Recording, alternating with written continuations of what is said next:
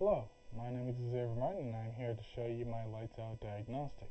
So we will start here with our first level, which is going to be a random generator level, which you just go and you try and solve it, and if you don't do it in time, then a prompt will be presented to you soon, like so, right here. See reset, and then it resets the game. This is going to be our first level. Here's our second level, same thing, just no random generator, just simple stuff like that.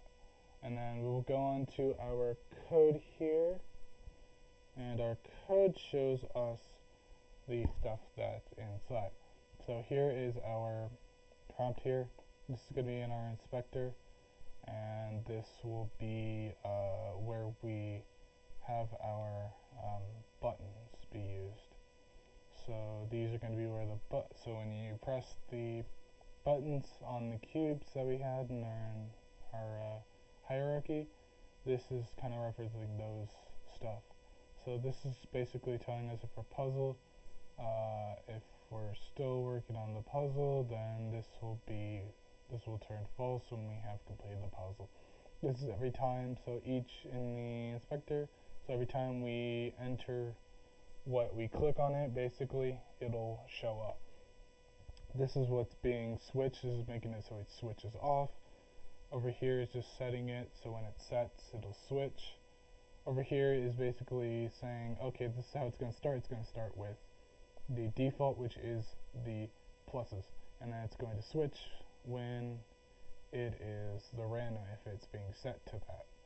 And then over here is the same thing, it's just different code and stuff like that. This is my reference from the tutorial that I've been using for the class from our instructor. Over here is our game object. We have a random generator, which is on the first level, which basically prompts us to randomly generate the game and what is around the game. So then we come down here, we have our when function, which tries to check what location the grid is on and what button we're being pressed to. This is basically activating it. This is setting it. This is basically checking if we won the game, and then if we didn't, then we continue on with the game. And then over here we have our turn counter, which counts how many we have. This is keeping track of the location of the ones we click. So if we click 0, it's going to do the bottom, the left, the right, and so on and so forth. So it's basically switching those around when we click a certain number. And then over here we have our win function, so if it restarts, so this is basically telling us, oh, if we didn't get in that certain amount of turns, if it didn't win, then it basically up to 20, so if it's 20, it'll present the thing, and we'll be presented with it. And then you can check with the spacebar if we check if we won, and that is basically it. I hope you guys enjoyed, but one more thing I'd like to show you before I end this. Here's our array. So we're basically showing what is being presented, so 0 through 24. So basically each cube is basically a spot in that presenting. So if it's